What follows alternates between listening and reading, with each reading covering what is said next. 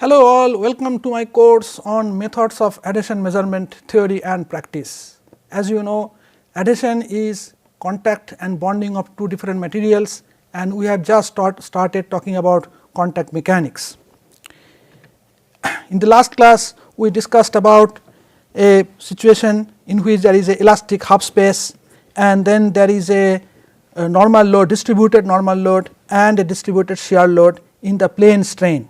So, this is x axis, this is the z axis, and the y axis is into the plane of this paper, and this is the y axis, and there is plane strain approximation. In that approximation, because of the distributed load Ps and Qs, what are the stress components that develop at a point inside this elastic half space at A, and that is what we have derived over here. And then we took an example case in which we have a frictionless punch. This is a flat plate rigid punch, and this punch is pushed into the elastic half space with a load, total load P, and it is symmetric with distance minus A to A, and there is no shear. So, there is Q is equal to 0 and the contact is without any adhesion. So, we were interested in here to know what is the pressure distribution that happens at the contact area, and that pressure distribution was obtained something like this: P of x, small p of x is equal to P, capital P, divided by pi into square root of s square minus x square. And when we also obtained that what will be the displacements, vertical displacement, horizontal displacements in this region. Here we all know that this is the total vertical displacement is this delta z, is the distance by which this has been pushed inside, but what is the displacement outside this, that also we derived. And we can actually extend this idea by considering this particular case in which there is adhesion between this elastic half space and this rigid punch, and in that case, as we apply a pulling load, this material will be lifted, and as you can see there also we can say that the pressure distribution will be very close to this, and we will be able to obtain the adhesion force or the pull off force that is required for a given adhesion strength or adhesion energy at the interface. I will take up this problem later on. So, today we will continue with this contact without adhesion, and we will take up this punch with no slip boundary condition, uniform normal load applied on an elastic half space, and deformation profile at the surface. So, in the previous lecture we talked about a punch with the frictionless contact, but today let us say we talk about a no slip boundary condition. That means that if we apply a normal load P and a shear load Q, so we try to move this this punch, there will be displacement at the contact. So, horizontal displacement and also the vertical displacement, and then there is no slip. So, that means the material at the elastic half space at z is equal to 0, that also will have this horizontal displacement. So, what I mean is that at V, this is the vertical displacement, at z is equal to 0 is delta z. So, that is this distance delta z, and u, that is the horizontal displacement at z is equal to 0 is in the x direction, that is delta x. So, what we can see is that since it is a flat plate punch, the slope of the displacements under the punch are 0. So, in this region the slope of the displacements are 0. So, we can obtain the we can write down these equations, we can simplify the equations. So, here if you remember that we had obtained these equations in the last lecture for a distributed normal load Px and for a distributed shear load and Qx. So, in this case the del u by del x is equal to 0, that is will be equal to 0, and del v by del x, that is also equal to 0, because that it is the punch has been displaced by a distance delta x, and has been in the vertically it has been displaced by a distance delta z. So, therefore, these quantities are constant with respect to x at the contact area, and so therefore, this is equal to 0. So, what we are left with are these two equations p x equal to minus 2 into minus 2 p x. So, we will write p x and q x like this. So, p x is equal to minus 2 into 1 minus sigma is the Poisson ratio, and by divided by 1 minus 2 sigma, and the integration from minus b to a basically b minus a to a, and q s divided by x minus s ds, and q x is like this. So, we need to we will like to now solve this problem to find out what will be this p x and the q x. That is the question that we are addressing here. And if you remember, in the last class, last lecture, we did not have q x, and we had to just we did not have q. So, we had to just deal with p here, but in this case we have both p and q. So, therefore, this problem can be solved somewhat nicely and easily by considering this complex quantity p x plus I q x, and the I, as you know, okay, that is the complex number minus 1, square root of minus 1. So, here p x plus I q x will be something like this, minus 2 into 1 minus sigma by pi 1 minus 2 sigma over here and minus here. So, it is here it will be minus a to a, this is q of s by x minus s ds, and then there is minus sign here. So, minus I write here is equal to minus a to a, and this is p of s by x minus s ds, and we can write here something like this is equal to, let us say I write here this is plus, this is minus. So, this is plus here, and I can write minus 1 as let us say I square. So, this is let us say I square, so let us say I square, yeah, and so we can write it as 2 into 1 minus sigma by pi into 1 minus 2 sigma, okay, into I here, and it will come out to be p of s by x minus s ds minus a to a, and plus it will come out to be actually I into q of s ds by x minus s minus a to a, like this. So, yeah, so it will be like that. So, finally, it will come something like this, and so therefore, it will come here like this, the 2 I into 1 minus sigma by into pi into 1 minus 2 sigma into this. So, here it is 2 I here 1 minus sigma by pi into 1 minus 2 sigma divided, and the numerator there will be p s plus I q s by x minus ds. So, finally, you have this quantity and this quantity over here. So, we can see that this p of p x plus I q x, I can write it as f of x, and f of x is equal to this quantity, some constant term over here, okay, which is a complex quantity, into this integration. So, this derivation that I tried to do here. So, you can write it like that,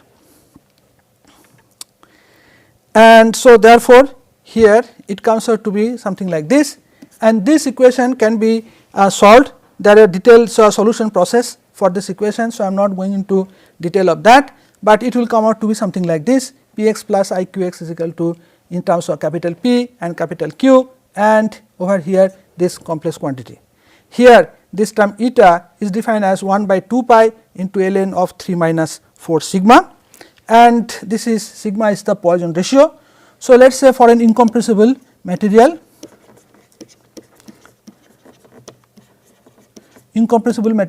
this sigma is equal to 0.5, and so therefore, this term eta will be 1 by 2 pi ln of 3 minus 2, that is 1, that is 3 minus 2. So, ln 1 is equal to 0. So, this will be equal to 0 here, and so therefore, this p of x plus I q of x, that will be equal to, this is 2 into 1 minus sigma here and 3 minus 4 sigma square root, and here it will be pi p plus I capital Q by pi square root of a square minus x square, and here you see eta is equal to 0 here. So, cos 0 is equal to 1. So, it is 1 and the sin 0 is 0. So, it will be like this. So, we can see here that for an incompressible material, okay, we can easily see that Px will be equal to here also this term will be equal to 1 here. So, we will have 2 into 1 minus sigma by pi into p plus I q by pi into 1 square root of a square minus a square. Yeah. So, this equation can be derived, can be solved. So, we will now discuss some other problems and other situations in for example, here uniformly distributed normal load on an elastic half space, and then we will see indentation of an elastic half space using a curved indenter, and then we will consider linearly varying normal load on an elastic half space. So, these are the problems we will discuss one by one. So, the first is the uniformly distributed normal load. So, over here elastic half space has this from minus a to a. So, here P of S is equal to P of 0 here, and so we want to know that what will be the stresses that will develop at this point and also the displacements that will be there, okay, at the surface, that is Z is equal to 0. So, here there is no shear load. So, therefore, Qx is equal to 0 and horizontal vertical displacements are. So, this is what we want to find out. So, there are few geometric parameters here, aspects here that we can define. For example, tan of pi by 2 minus theta 1. So, that is basically tan of this angle. So, that will be x minus a by z, x minus a by z, and here this is x plus a by z, because this is actually tan theta pi by 2 minus theta 2 is this angle. Yeah, this is pi by 2 minus theta 2, and so this is will be equal to x plus a by z. So, we can write this expression that we had derived earlier, x is equal to this. So, here these terms are not there. So, this goes. So, let us say we want to find out this x first. So, it is minus 2 z by pi, and P s is actually equal to P of 0 here. So, in all this case P of 0, P of s is equal to P of 0 constant. So, what we have here is minus 2 z p and x minus s whole square ds. So, we are considering that the load, that is a non-line load that has been applied through this strip. So, that is of thickness ds, and x will be given by this expression and z and like that. So, we will now do this integration here, which is looks laborious, but it is not that difficult. So, here let us say this x is equal to this, I write here I. So, I is equal to let us say minus a to a, and this is x minus s whole square, s minus s whole square ds by let us say x minus s square plus z square square. So, we need to solve this equation. So, here we can write here x minus s whole square as so x minus s whole square, that I will like to write it as minus a to a, and here it will be, so x minus s whole square plus z square minus z square, right.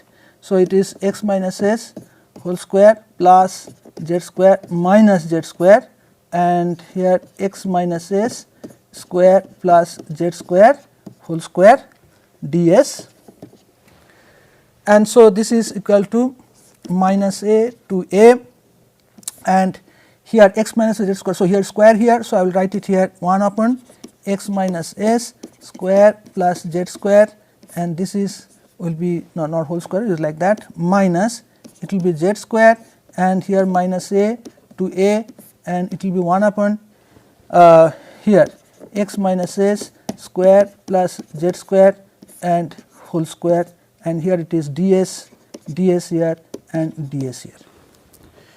So, this quantity x prime. So, now this quantity we know that this quantity we can easily integrate. So, here this we can write x minus s. So, this is s minus x is equal to z of tan t, let us say. So, ds is equal to z sin sec square t dt. So, over here we have therefore I 1. So, this is I 1, that will be equal to if I substitute all that over here. So, that will be minus a to a, and this is ds is equal to z sec square t dt, and here x minus a z square. So, this is actually 1 plus sec square, so tan square theta sec square 1 plus tan square theta sec square theta.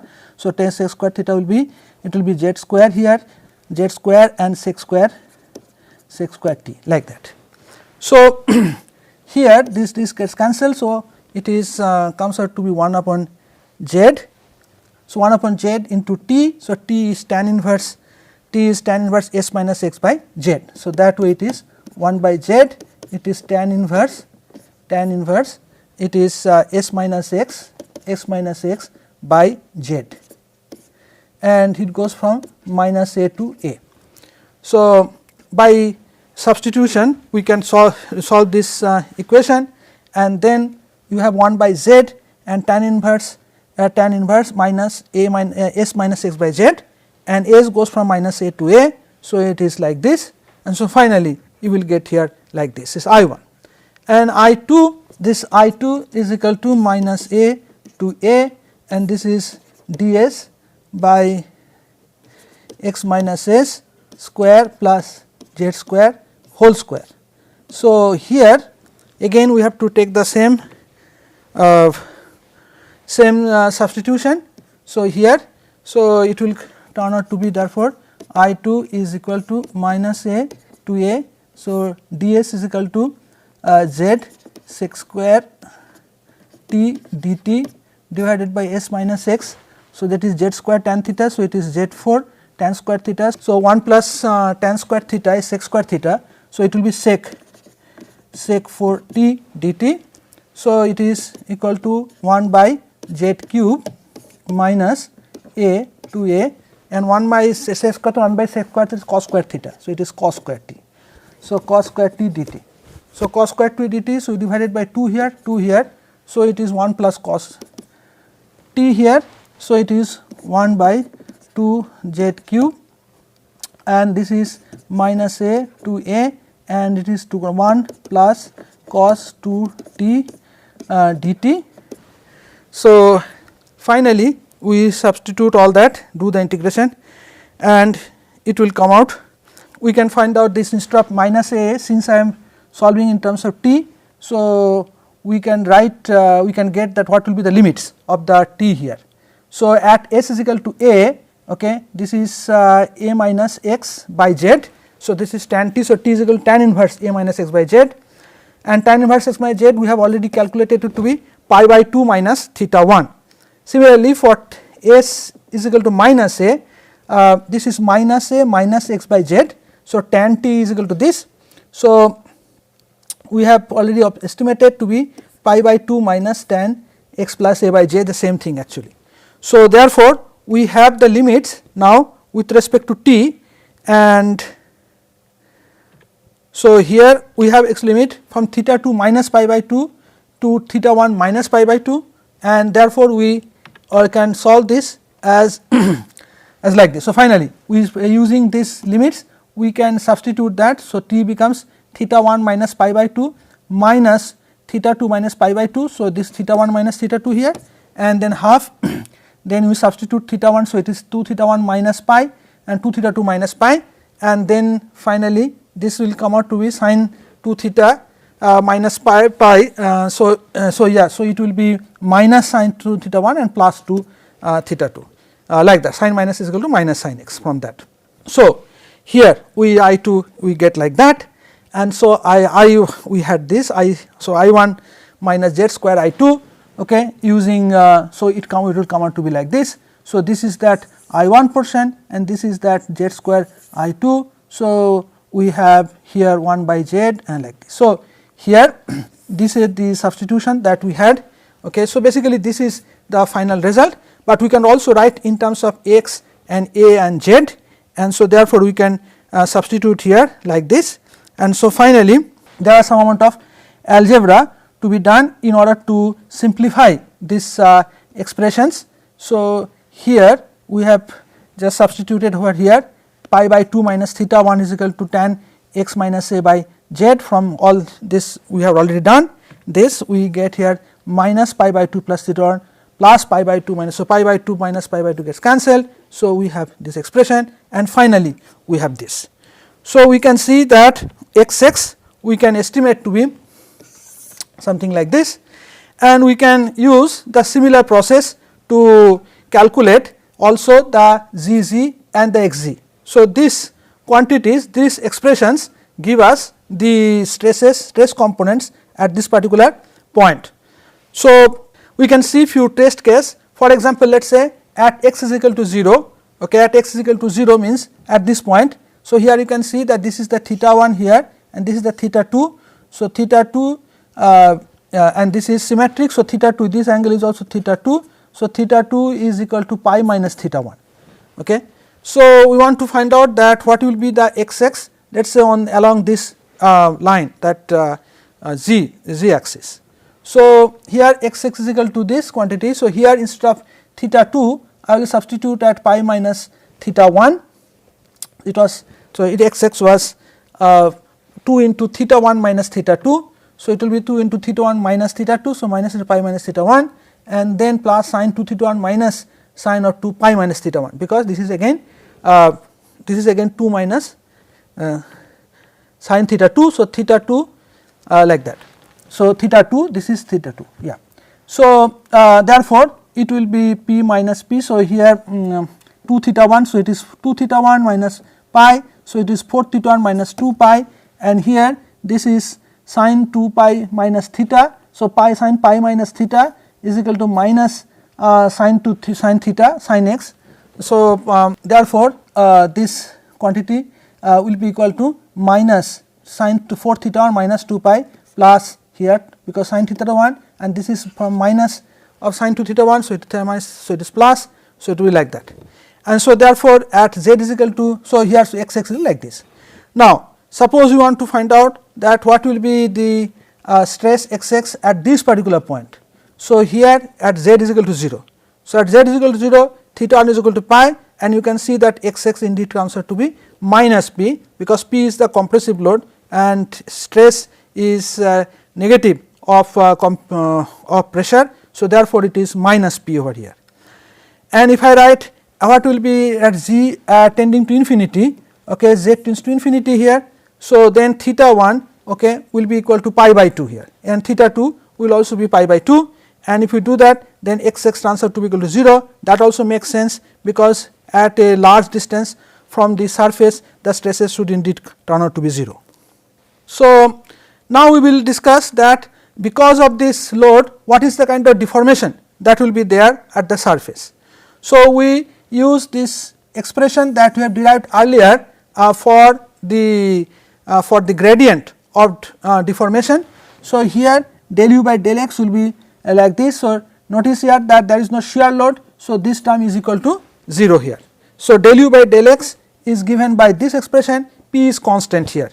So, therefore, u is equal to minus 1 minus 2 sigma into 1 plus sigma by E into p into x, and we can write down for v it is like this. So, here again q gets cancelled. So, here we have to have minus 2 into 1 minus sigma square by pi E, and this is minus a to a, and p is constant. So, p ds by x minus s. So, here this will be equal to minus, so let us write s minus x, because s here. So, it will be minus plus here, this is 2 1 minus sigma square by pi E, and this is p here into ln of s minus x, and so therefore, add from minus a to a. So, therefore, we can write it as 2 into 1 minus sigma square by p, and this is pi e here, and ln of here it is s, that is a minus x, and it is minus a minus x, but we are considering absolute values. So, it is a plus x. So, this is the expression for what del v by del x at g is equal to 0, that is the surface. So, now we have to integrate this expression to obtain the v. So, for that it will be v z is equal to 0, it is 2 into 1 minus sigma square into p by pi, it is e, and this is ln of a minus x and a plus x dx minus a dx, right, yeah, and plus some quantity c here, because this is the integration constant, like that. Okay, I have done that all this. So, here like that. Oh, so I missed out one point here, that when you calculate this integration over here, so there is a singularity here. So, singularity at x is equal to s is equal to x. So, we need to take care of that singularity. So, the straightforward integration that I did was not exactly correct. So, we have to do this singularity, no. So, we have to take care of this indefinite integral. So, there we consider this particular term epsilon, epsilon tending to 0. So, here it goes from minus 1 to x minus epsilon, and the another term it goes from x plus epsilon to a. So, that should have been taken care of, but that is okay, the answer remains same actually. 1 minus sigma square by p by pi e, and then over here it is goes as ln of, it will be minus, it will be x minus s, and here minus a to x minus epsilon, and plus it will be epsilon plus, it will be plus minus here. So, again minus actually. So, here it is, let us say minus, and it is ln of x minus s, and there it goes from x plus epsilon and to a over here.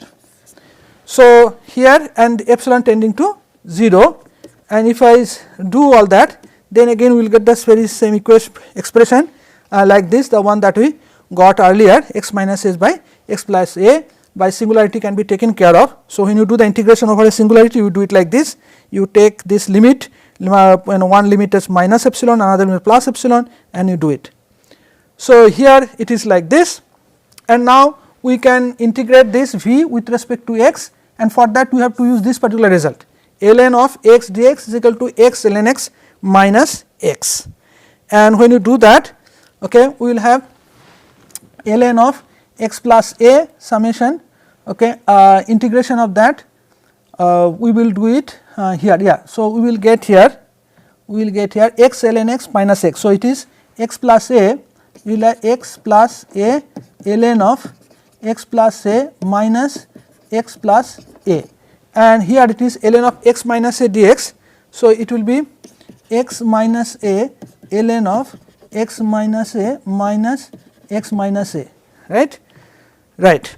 So, therefore, what we have is ln of, we are integrating it, ln of x plus a by x minus a. So, it will be minus. So, you have to subtract it. So, you subtract it, it will be x plus a ln of x plus a minus x minus a ln of x minus a, and from here if I subtract it, it will be minus a plus a, so minus 2a, something like this. So, basically this is a constant that will be there. So, finally, we will get here the expression like this. So, now with the expression over here, so if there is a 2 here, okay, this 2 here, so this 2 goes over here. So, therefore, one can write it little bit more elegantly here, x plus a by ln x plus a whole square and x minus a whole square, this square term that comes because of this 2 here, this 2 in the multiplication becomes the exponent in the ln function, is like that.